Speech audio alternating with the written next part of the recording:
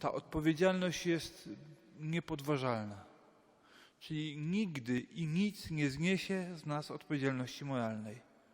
Jeżeli mamy, nie chcę powiedzieć czelność, ale to jest jakaś forma czelności, nie zgadzać się z nauką Kościoła, czyli pozwolić sobie, tak jak ja, być oślepionym tym światem, chociaż ono jest mega jasne, a mimo wszystko wybierać błędnie, to musimy ponieść tego konsekwencje.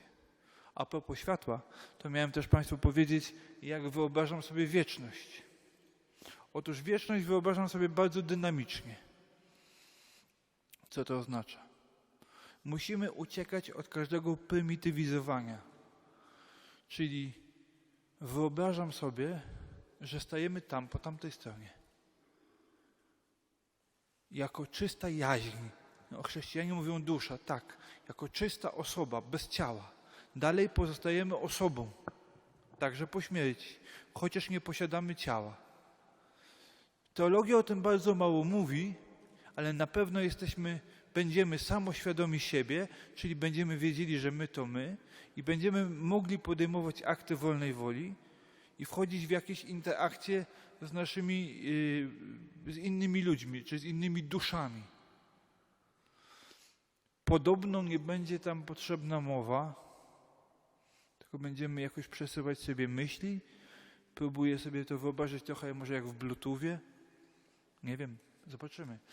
Ale to jest dramatycznie ciekawe. Wiecie, jak mnie wieczność kręci? Oczywiście jestem w stanie założyć, że to jest tylko nasz ludzki antropocentryzm, że tak naprawdę, a może poprowokuję Państwa, a co by się stało, gdyby Boga nie było?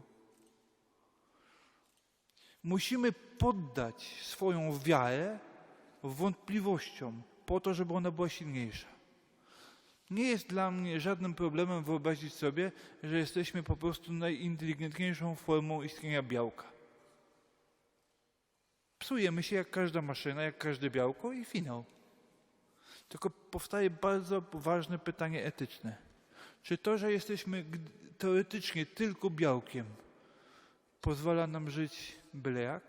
Czy to jest wystarczające przesłanie do tego, żeby zachowywać się wobec siebie jak bydlaki? Przepraszam za takie słowa. Dlatego, moi Państwo, muszę skończyć, bo jestem mistrzem dygresji. Jak sobie wyobrażam tą wieczność? Że stajemy tam, w pełnym świetle, nomen omen. Nasze sumienie jest prześwietlone Bogiem, żeby nie wyszedł na buddystę, który jest światłem osobowym, czyli wchodzącym w relacje, światłem dobra, piękna i prawdy, czyli 3 transcendentalia, verum, bonum, pulchrum. I to nie tyle Bóg o nas wydaje sąd, jakiś dramatyczny stolik z zielonym suknem i waga, dobre, złe uczynki, tylko my sami na poziomie wniosku naszego sumienia, ponieważ już nie potrafimy kłamać, już nie ma tej lasagne przekładanej. Już jesteśmy czyści od tych zwojów makaronu, które zalegają w naszym sumieniu. My sami widzimy, czy do Boga przez nasze życie pasujemy i żeby nie być wyznawcą opcji fundamentalnej, czyli czy te wybory fundamentalne były zgodne z Jego wolą i te wybory cząstkowe też. I wtedy to Boże światło nas ku sobie pociąga i to jest coś fenomenalnego, to jest coś niezwykłego, to jest coś dynamicznego i nasze szczęście wzrasta w dynamicznej fazie. Wydaje nam się, że jesteśmy na 100% szczęśliwi. A to tylko 2. Potem wydaje nam się, że to jest pełnia szczęścia. A potem na 2, na 4, na 8, na 16, na 32, na 64 i tak w nieskończoność. I czyściec polega na tęsknocie, że jestem jeszcze tutaj, a mógłbym już być dawno tam, z Nim zjednoczony. I to jest ten ogień, można tęsknić i się spalać. Tęsknić za bliskością z Nim. I wtedy przeżywać wszystkie te swoje potknięcia, utrapienia, odpokutowywać za nie Albo, tylko że też o tym pamiętajmy, że istnieje opcja B, o której niektórzy zapominają. Że w pełnej wolności stajemy przed Bogiem i widzimy, że jesteśmy samą ciemnością. Że nasze wybory w ciągu całego życia były tak ciemne i tak czarne, że nie tyle Bóg nas potępia, ile sami się chcemy schować przed tą jasnością, bo ta dysproporcja między jasnością a naszą ciemnością nas razi. I sami uciekamy w nicość, w ciemność, w nienawiść do siebie, do światła. I znowu niestety dynamicznie na 2, na 4, na 8, na 16, aż strach liczyć dalej. Tak jak w tej słynnej balladzie. Samotność to taka wielka trwoga, przeraża mnie. Wiesz, mamo, wyobraziłem sobie, że nie ma Boga, nieba nie. Samotność zimna, paskudna, okropna, dojmująca. Ja bym chciał Państwa zachwycić wiecznością i przerazić potępieniem. Bo to nie jest, to tylko Anglikanie sobie przegłosowali, że nie ma piekła. Wiecie Państwo, w kościele anglikańskim szefową jest królowa, a wszystkie zmiany może nie w statucie, tylko w doktrynie musi zatwierdzić parlament. A ponieważ pojęcie piekła jest dość niewygodną sprawą i ludzie chętnie chcieliby o nim nie myśleć, zatem parlament brytyjski demokratycznie przegłosował, że nie ma piekła, ale wymyślił w tym miejscu coś innego, że ci, którzy ewentualnie nie zasłużą na zbawienie, ich dusze ulegają anihilacji, czyli przestają istnieć. Absolutnie się z tym nie zgadzamy, bo to by nam odbierało wolność woli i to by nam odbierało godność. Jeżeli nasze czyny, czy nasze życie nie decyduje o tym, czy stan łaski, czy stan grzechu nie decyduje o naszej przyszłości w wieczności, no to po co się starać? To, że możemy się zbawić i to, że możemy się potępić, jest najwyższą formą naszej wolności. O tym powiedziałem. Teraz chcę trochę powiedzieć o życiu na pełnej petardzie i jak to rozumiem. Otóż jeszcze długo przed chorobą, jak miałem jakieś kłopoty, trudno, już nie pamiętam jakie, jakiś taki byłem skwaszony, no coś mi się działo i wychodziłem do ołtarza, ubrany, szedłem do mszy świętej, ja lubię te staromodne określenia. Szedłem sprawować Najświętszą Ofiarę, a nie przewodniczyć mszy świętej. No przewodniczyć to można rany boskie, zebraniu partyjnemu. Ja szedłem sprawować Najświętszą Ofiarę. I taki byłem wkurzony na siebie, na świat. Całuję ołtarz. A wiecie Państwo, tutaj ołtarz jest symbolem Chrystusa. Czyli na początku są 3 gesty oblubieńcze. Jak się kogoś kocha, to trzeba stanąć i go zauważyć. Potem jak się kogoś kocha, to trzeba go dotknąć. Dlatego kapłani wyświęceni kładą obie ręce, powinni położyć obie ręce na ołtarzu.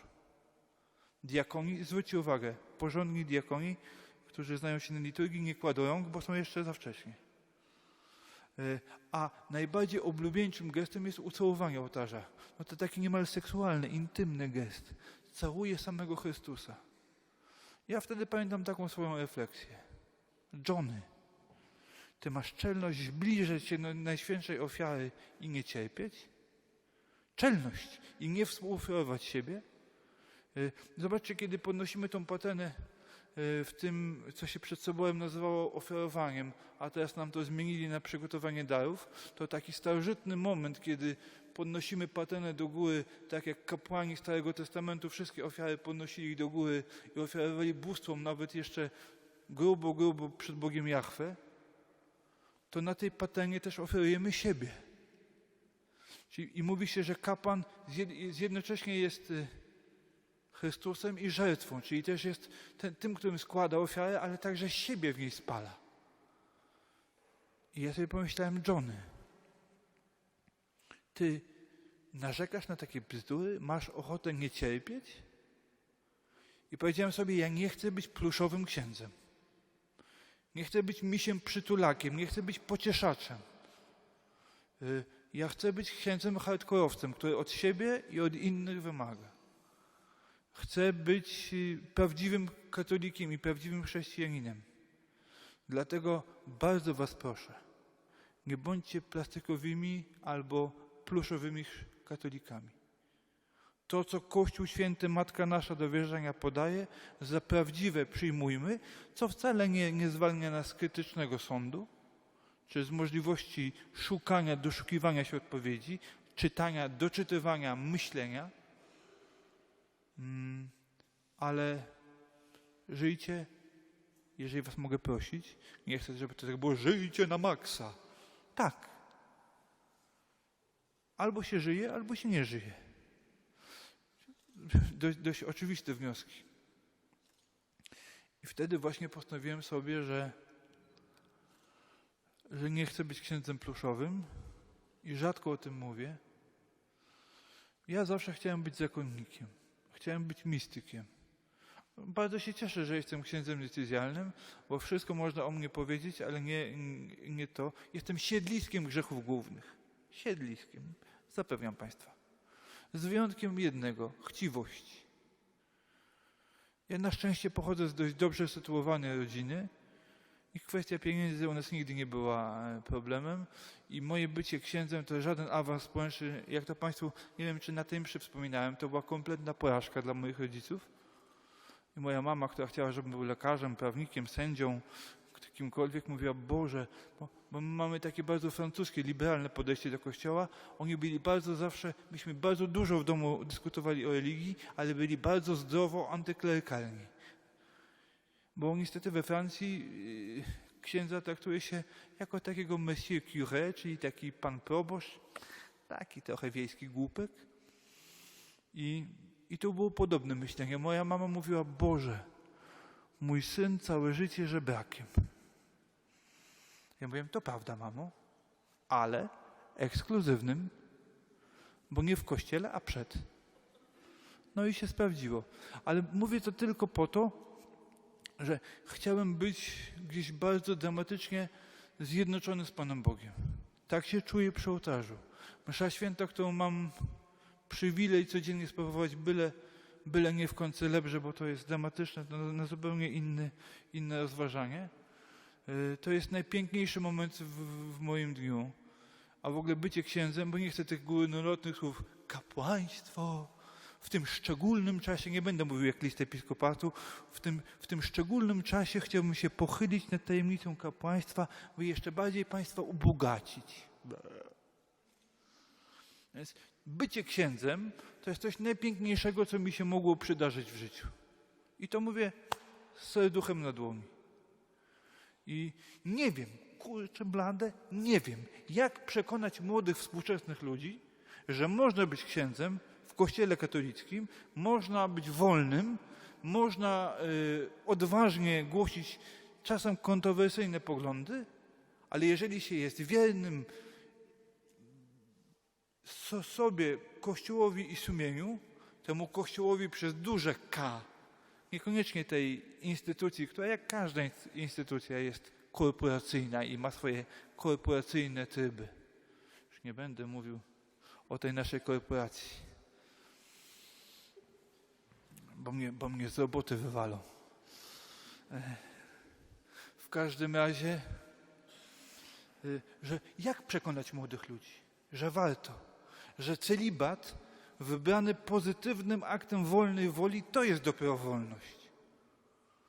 Że jak się wybiera celibat w sposób świadomy, czy czystość, tak jak patrzę na siostrę, aż jej się oczy świecą, czy czystość wybrana w sposób świadomy, pozytywnym aktem wolnej woli, jeżeli to nie jest, jak to mawiał nasz bardzo mądry wicerektor, czasem tacy też się zdarzają, który mówił, celibat nie może być, decyzja o celibacie nie może być chronicznym brakiem okazji poparty pozytywnym aktem wolnej woli. Nie, jeżeli to jest pozytywny akt wolnej woli, jeżeli to jest próba bycia duchowym ojcem albo duchową matką, siostro, bo wie siostra, my się możemy zestarzeć na różne sposoby. Ja się mogę zestarzeć na sfrustrowanego dziada, takiego starego kawalera, a wolę się starzeć na ojca. A przy samym, ja widzę siostry promienny uśmiech mimo tych lamp. To siostra się może niestety zestarzeć na, czego siostra oczywiście nie życzę, na zgryźliwą kobietę, żeby nie powiedzieć gorzej. Na kogoś, kto sieje wokół siebie same nieszczęścia. Ja czasem widzę niestety siostry zakonne, które mają taką minę nawet, jakby cały świat im zrobił krzywdę. Więc wy się też musicie kochać, przytulać, pocieszać. Nie wiem, jak to się tam u was robi. Nigdy nie byłem zakonnicą. Ale musicie się, siostry kochane, wspierać. I w tym momencie, kiedy wracam do tego, że chcę być księdzem w całości, zrobiłem sobie taki prywatny ślub, który, jak widzicie, kontynuuję. Że nie będę miał prywatnego czasu. Bo dla mnie zrezygnować z pieniędzy to żaden problem. Dla mnie być posłusznym, jestem trochę pyszny, więc trochę problem jest, no ale się tam temperuję.